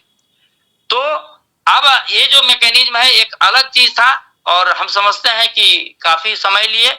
और ये महोदय जो हमसे ये पूछ रहे थे कि हम भारत में रहते हैं कि इंडिया में रहते हैं, तो मैं उनसे ये जानना चाहता हूं कि भारत से वो क्या समझते हैं और इंडिया से क्या समझते हैं। हालांकि हमारा जो संविधान है उसका पहला आर्टिकल यही है, India that is Bharat is union of state. वो क्या समझते हैं उसके बाद हम उनको बता पाएंगे कि हम इंडिया में रहते हैं कि भारत में रहते हैं। तो कृष्ण कुमार जी मुझे इजाजत दीजिए बात समाप्त करने का, चूंकि पहला सत्र है, बहुत से लोग बात करेंगे और सवाल पूछेंगे, तो इसी के साथ मैं अपने बात को रोकता हूं। सुनने के लिए, धैर्य पूर्वक सुनने के लिए आप सभी को सादर नमन करता हूं। धन्यवाद जी। बहुत बहुत शुक्रिया सर, बहुत बहुत आभार। आपने बहुत बेहतरीन तरीके से बुद्धि, ज्ञान, चेतना, अब मैं तो शायद समराइज भी नहीं कर पाऊंगा सर, मेरे पास आपके द्वारा दिए हुए वक्तव्य को समराइज करने के लिए कोई शब्द नहीं है। और मैं समझता हूं कि हमारे सभी साथी लोग बहुत तन्मयता के साथ आपके उद्बोधन को सुने हैं। तो अगर कोई जिज्ञासा हो किसी भी, चूंकि आपने इतने सारे बिंदुओं पे इतनी विहंगम दृष्टि डाली है कि उसके बाद कुछ समरी के लिए बचती नहीं है, तो मैं उन साथियों से अनुरोध करता हूं कि जिन साथियों को अगर सर के उद्बोधन के बाद कोई जिज्ञासा या मन में कोई कतूहल किसी भी बिंदु को लेके उठती हो, तो जरूर अपनी बात रखें। इसके लिए आपको पूरा समय दिया जा रहा है। आप अपने हैंड रेज करिए और एक एक करके हम आप सभी की बात लेंगे। जी जी, जरूर जरूर, मैं एक एक करके सभी की बात लेने का प्रयास करूंगा। तो जैसा कि आदरणीय आचार्य दिलीप गंगवार साहब ने हैंड रेज किया है, तो मैं आपको अनुरोध करता हूं कि कृपया आप आएं और अपने कौतूहल को हम लोगों के समक्ष रखें और हम लोग भी उसका लाभ उठाएं आदरणीय आचार्य जी के मार्गदर्शन में। जी जी, आदरणीय गंगवार सर। जी आदरणीय दिलीप सर। जी जी। और विशेषकर आचार्य की बुद्धि को मैं बार बार नमन करता हूँ, जो इन्होंने आज बहुत ही अच्छे सार घर तरीके से बहुत सी शंकाओं का समाधान किया है। लेकिन आचार्य जी थोड़ा एक मेरा कंफ्यूजन रहता है कि आपसे मैं जानना चाहता हूँ कि बुद्धि और प्रज्ञा दोनों एक ही हैं या अलग? इसमें बार बार कंफ्यूजन हो जाता है। देखिए सर, हम ये जो सीक्वेंस में बताए कि सूचनाओं का जो व्यवस्थित और उद्देश्य पूर्ण जो बंधन है, जो बंडल है, जो विन्यास है, उसको ज्ञान कहे, नॉलेज कहे। तो ज्ञान तो ये हो गया। अब ये निरपेक्ष है। अब आप इसका जो यूज कर रहे हैं ये बुद्धि हुआ, तो आप अपने उद्देश्य के लिए इसका उपयोग कीजिएगा। वो किसी के नजर में नकारात्मक हो सकता है, किसी के नजर में सकारात्मक हो सकता है, लेकिन बुद्धि जो है स्थिति प्रज्ञ नहीं है। ये आपके सापेक्ष, आपके यूज के अनुसार जो ज्ञान को जो ढाल दिए उसको हम बुद्धि कह रहे हैं, इंटेलेक्ट कह रहे हैं।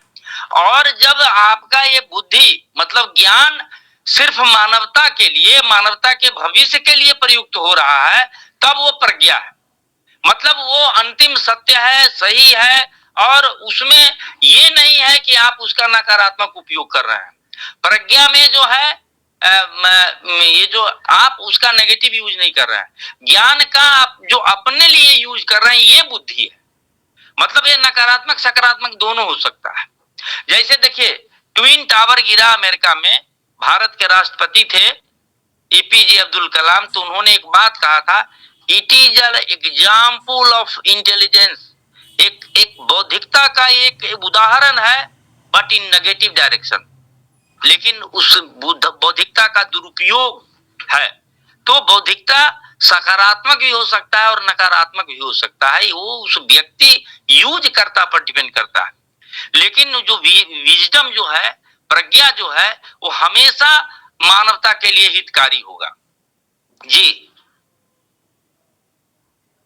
जी आचार्य जी, जी जी जी, बहुत बहुत शुक्रिया सर। और बाकी अभी दूसरे साथियों से अनुरोध है कि कृपया अपने हैंड को रेज करें और अपनी बात, अगर कोई जिज्ञासा है मन में या किसी चीज को लेकर कौतूहल है तो जरूर अपनी बात सामने रखें। संक्षिप्त में आचार्य जी हमारे उसका, आपकी समस्याओं का समाधान करेंगे। इसके बाद अगर कोई हैंड रेज नहीं होता है तो मैं इस आज की मीटिंग को आगे बढ़ाने का मैं प्रयास करूंगा। जी जी, कोई और साथी?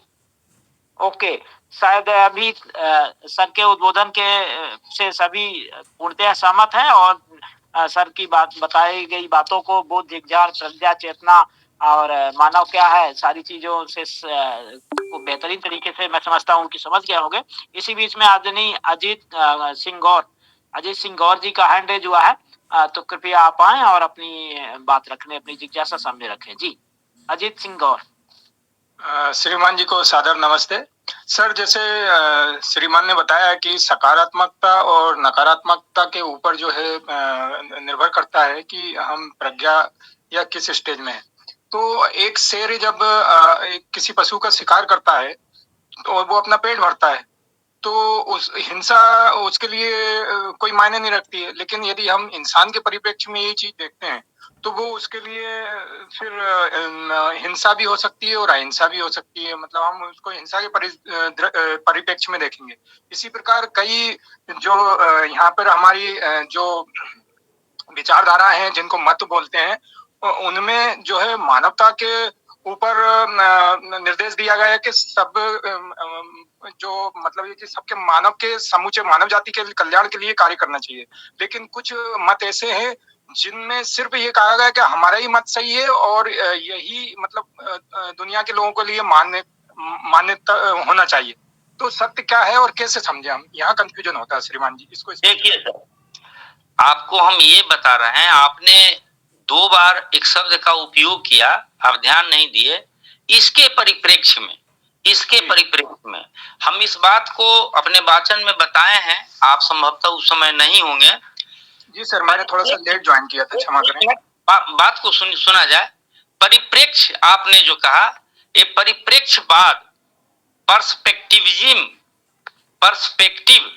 ये हमने बताया कि फ्रेडरिक नीत्शे जो जर्मन का फिलोसोफर था, जर्मनी के यूनिफिकेशन में और बहुत सी बात उसने कहा। जैसे उसका एक फेमस वाक्य है कि मैंने ईश्वर की हत्या कर दी है, युवाओं को संबोधित कर रहा था कि तब अब तुम अपने पैरों पर खड़ा हो जाओ, मैंने ईश्वर की हत्या कर दी है। और उसी का संस्कार कर रहे थे। वो डंडा पैना लेकर के बीच चौराहे में, जिस शहर में जो थे, वो कुछ कार्यक्रम कर रहे थे। क्या कर रहे हैं, यूनिवर्सिटी के छात्रों ने पूछा तो उन्होंने बताया कि ईश्वर की मैंने हत्या कर दी है रात में, उसका अंतिम संस्कार कर रहे हैं, अब तुम लोग स्वतंत्र हो, तुम लोग अपने शक्ति पर करो। कहने का मतलब उनका एक बड़ा बढ़िया एक वाद है, परिप्रेक्ष्यवाद। आप कहे कि उसने जानवर को खा लिया, आप अपने कह रहे हैं कि मेरे नजर से वो हिंसा है और उसके नजर से हिंसा नहीं है, यही परिप्रेक्ष्यवाद हुआ। तो आप सत्य क्या है, तथ्य एक होता है, सत्य 100 हो सकता है। आप चीजों को किस परिप्रेक्ष्य में ले रहे हैं उसके अनुसार है और सब सही है। जैसे चेतना के विभिन्न पायदान पर आदमी है, आप कहें कि ईश्वर है तो मानता है कि ईश्वर है, वो सही है और उसको उसका फल मिलता है। कुछ लोग कहता है कि ईश्वर नहीं है, प्रकृति है, वो भी सही है, अपने स्थान पर सही है। ईश्वर है ही नहीं, क्यों आप प्रकृति और ईश्वर को मिला रहे हैं, वो भी चेतना के स्तर पर सही है। तो चीज एक ही है। जिसको वैज्ञानिक कहते हैं कि ये विज्ञान है, हिग्स बोसोन पार्टिकल है, ये फील्ड थ्योरी है और ये मैकेनिज्म है, ये चेतना के उच्च स्तर वाले कहते हैं और चेतना के निम्न स्तर वाले कहते हैं यही तो प्रभु है, यही तो माया है, यही तो हमारा ईश्वर है। तो आप गलत किसको कहेंगे? कोई गलत नहीं है, कोई सही नहीं है, सब अपने पर्सपेक्टिव के हिसाब से सही है। और हम बौद्धिक लोग हैं इस बात को महसूस ही नहीं करना है, उसको रियलाइज करना है और उसको जीवन में उतारना है। कभी भी आप सब्जी के दुकान पर जाते हैं तो ये नहीं पूछते हैं कि तुम ईश्वर को मानते हो तो नहीं, मैं तुम्हारे यहाँ सब्जी नहीं लूंगा। आपका जो काम है उस चीज को रहने देते हैं कि जहां होगा विद्वान मंडली वहां बात करेंगे, या जहां एक तरह का लोग मिलेगा वहां बात करेंगे। तो सब जगह सब चीज बात नहीं किया जा सकता है और सारी दुनिया हमारे अनुसार या हम सारी दुनिया के अनुसार नहीं बदल सकते। यही इमोशनल इंटेलिजेंस है, सोशल इंटेलिजेंस है। जी और कुछ? जी जी शुक्रिया सर। अब आदरणीय इंजीनियर राहुल पटेल सर ने भी हैंड रेज किया है, तो मैं सर को इनवाइट करता हूं कि कृपया आप आएं और अपनी बात रखें। जी धन्यवाद के सर, आप सभी को जोहार। निरंजन सर से सवाल है कि हम सभी जानते हैं कि हम सभी में ईगो है, 19-20 का ये हो सकता है, और ये ईगो का एक परिणाम यह है कि हम लोग जितना जहाँ से सीख लिए हैं, जहाँ से जान लिए हैं, जो भी चीज़ हम मान लेते हैं कि हम सब जानते हैं। एक गुजराती में एक टर्मिनोलॉजी है MBA, मन्ने बद्दू आवड़े छे, मुझे सब कुछ आता है। अब जब ये चीज़ें आ रही हैं कि एक जनरल इंटेलिजेंस है, इमोशनल इंटेलिजेंस है, उसके आगे विजडम इंटेलिजेंस वगैरह वगैरह हैं, सोशल इंटेलिजेंस हैं, तो ये जो लॉग जैम है कि मुझे सब आता है और मैं परिपूर्ण अब जान गया हूँ, इसके साथ एक और कोड़ में खाज की तरह यह भी है कि जो जिस नज़रिया को फॉलो करता है उसको वो वही खोजने की कोशिश करता है, उसका सर्किल भी वैसे ही बन जाता है, तो वो उसी में आगे बढ़ते जाता है। और हो सकता है कि जो नज़रिया है वो उसको इन अलग अलग इंटेलिजेंस से दूर ले जाता हो सकता है कि कुछ परसेंटेज इनमें लेता भी हो, लेकिन अधिकांश परसेंटेज दूर ले जाता हो। तो उसको पता कैसे पड़ेगा, वो अवेयर कैसे होगा, कब होगा, क्या उसका माध्यम होगा कि भाई ये चीज़ें जो हैं लिमिट कर रही हैं, मुझे सीमित कर रही हैं और भी आगे जानने से, उसको ये कैसे पता चला? क्योंकि ईगो है, उसको लगता है कि उसको सब आता है और वो मानने को तैयार नहीं है। तो इसको तोड़ने का उपाय क्या है? जी सर। हाँ राहुल जी। जी सर। देखिए, हम हैं कौन? तो आप जब इसको समझेंगे कि हम कॉलेज में गए थे 35 साल बाद पहली बार इंजीनियरिंग कॉलेज में, तो स्टूडेंट से मिल रहे थे। अंत में जब सत्र समाप्त हुआ तो अंग्रेजी के विभागाध्यक्ष थे, उन्होंने कहा आचार्य जी एक सवाल हमारा भी है, जरा हम जानना चाहते हैं, पूछिए। उन्होंने कहा कि सर आचार्य जी हम जीवित क्यों हैं? हमने उनको बताया कि हम हैं कौन, यहाँ से हमको आपको समझाने में भी आसानी होगा। हम कहें हम हैं कौन? हम कहें कि हम एक जीव हैं, एक पशु हैं, एक स्तनपायी पशु हैं, लेकिन चेतना के विकास के कारण हम सबसे अलग हैं और चेतना का अलग अलग स्तर होता है। तो मैं चेतना के विकास के कारण आज आपके सामने खड़ा हूं और मैं समझता हूं कि मेरे जीवन का उद्देश्य हम इसीलिए जीवित हैं कि हम अपने भविष्य के लिए, मानवता के भविष्य के लिए एक और बेहतर चेतना का स्तर दे करके जाएं। संक्षेप में बहुत संतुष्ट हुए। तो आप जो बोले कि उसका समाधान कैसे है, उसका समाधान इसी में है कि वो अपनी चेतना का और विस्तार करे और चेतना को गहराई में जरा उतर कर सोचने का कोशिश करे।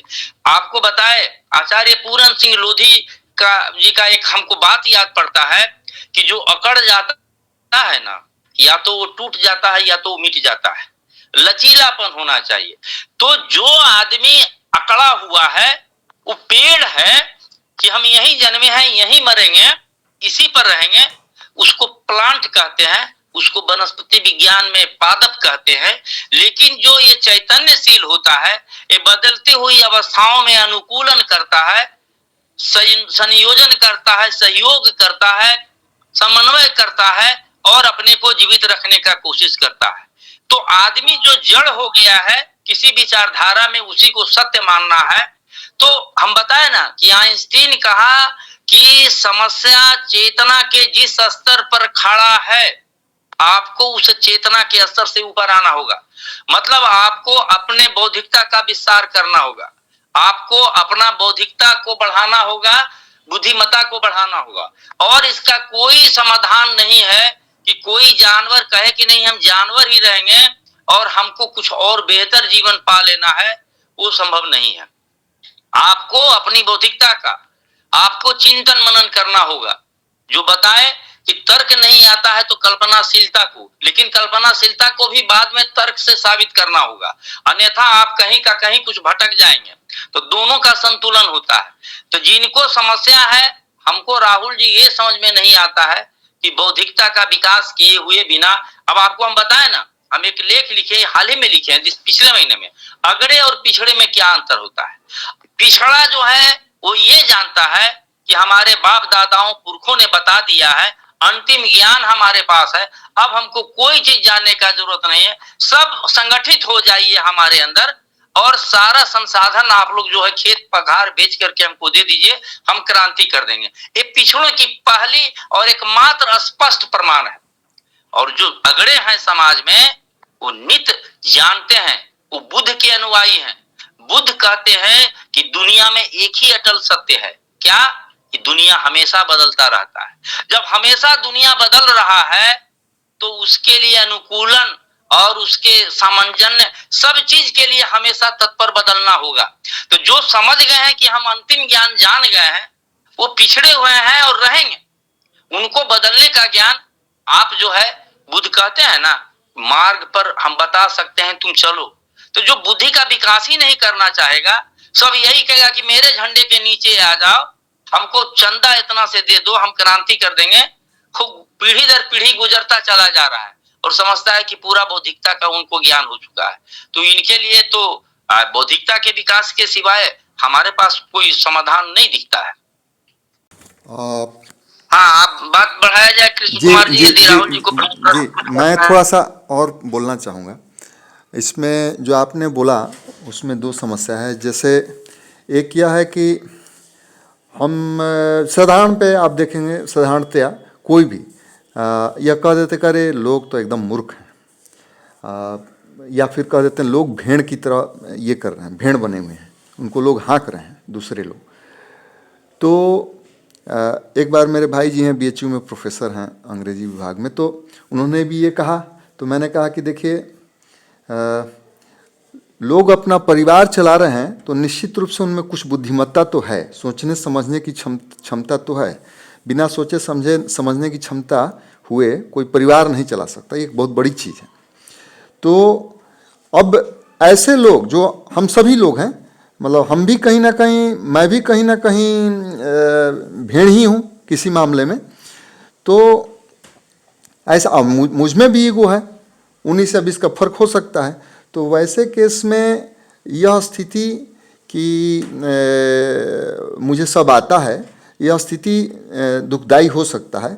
लेकिन आपका यह सुझाव कि जो नहीं बदलना चाहते हैं उनको छोड़ दिया जाए, तो उसमें एक समस्या यह है कि चूँकि अगर जो एवरेज जनमानस है उससे मैं भी प्रभावित, मान लीजिए कि मैं बदलना चाहता हूँ, लेकिन जो एवरेज लोग हैं अगर वो न बदलना चाहें, उन पर ध्यान न दिया जाए, तो जो समाज की परिस्थितियां हैं वो मेरे प्रतिकूल होंगी और मैं भी उससे प्रभावित होऊंगा। तो मैं कोशिश करूंगा कि राहुल जी, हम यहाँ ये रोकना चाहेंगे, हम ये नहीं कह रहे हैं कि हमको उनको छोड़ देना चाहिए। अब जैसे उनके दृष्टिकोण से वो मूर्ख हैं, देखिए दरअसल जो समाज को मूर्ख बताते हैं या किसी ग्रुप को मूर्ख बताते हैं, उनको मनोविज्ञान की समझ ही नहीं है। उनको ये समझ नहीं है कि मनुष्य सोचता कैसे है और कैसे करता है। पहली बात ये है, हम ये नहीं कर रहे हैं कि वो मूर्ख हैं, वो कुछ लोग समझते हैं। हम तो कहते, आप ठीक कहते हैं भाई, वो परिवार कैसे चला रहा है, उनका चेतना का स्तर अलग है। वो अंग्रेजी के प्रोफेसर हैं, वो अपने दृष्टिकोण से वो फिट नहीं खा रहा है, इसलिए वो एक सस्ता शब्द का उपयोग कर लेते हैं। उनको ऐसे शब्दों का उपयोग नहीं करना चाहिए, उनको ठहर के सोचना चाहिए कि चेतना का सब स्तर अलग अलग है और उस हिसाब से वो अपना काम कर रहा है। आपको तो हम बताए ना कि क ख ग घ नहीं जानने वाला इतना सुंदर कारीगर है या इतना कॉमन सेंस है। आप खेती में करने वाले किसान को देखिए ना, वो फिजाओं को देख करके बता देता है कि बारिश आने वाला है और नहीं आने वाला है, तो आप उसको मूर्ख कैसे कहते हैं? अब हम जिसको मूर्ख कहते हैं, ये सवाल हम पर भी आ सकता है कि हम कैसे मूर्ख हैं कि उनकी बातों को समझते नहीं, उनके व्यवहार को समझते नहीं। करना क्या चाहिए?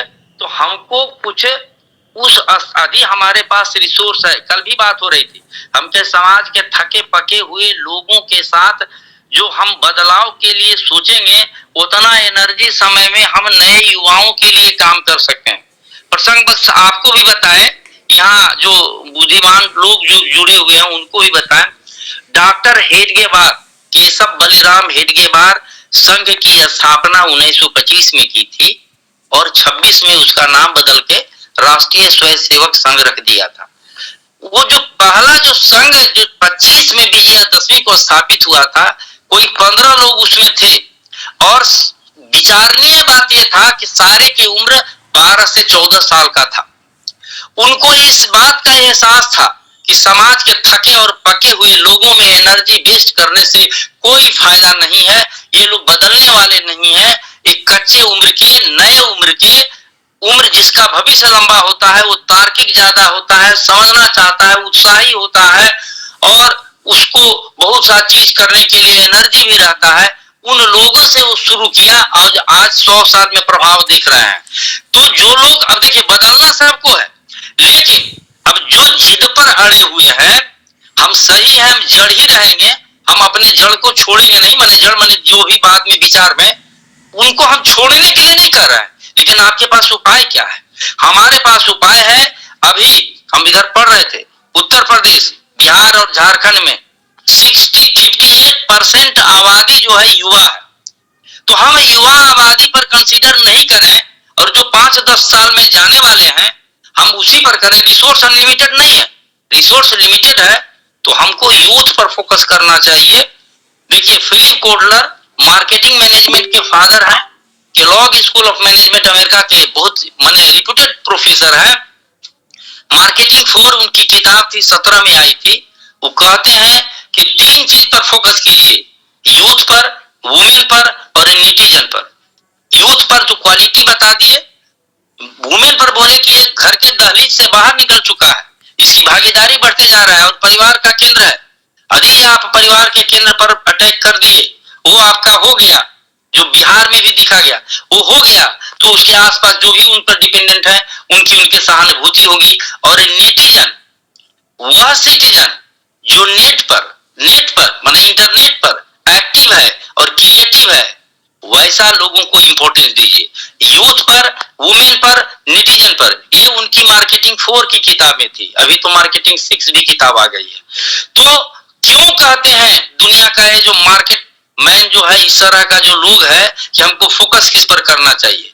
तो राहुल जी जो नहीं बदलने वाले हैं, जिनको लगता है कि हमारा ज्ञान पर्याप्त हो गया है, हमको सिर्फ पैसा का और लोग हमारे पीछे हो जाए, तो उस 100 साल पीछे बुद्धि वाले लोग को 100 साल में तो पानी भी सड़ जाता है जी। आप किसी गड्ढा बंद में देखिए ना, पानी भी सड़ जाता है यदि उसमें जीव जंतु नहीं है तो वैसे लोगों को बदलने के उपाय से हम ज्यादा बेहतर है कि जो समाज के जो भविष्य है हम उन पर फोकस करें। ये मेरा ओपिनियन है, हम आपसे असहमति नहीं जता। जी जी, बहुत बहुत शुक्रिया सर, बहुत बहुत आभार।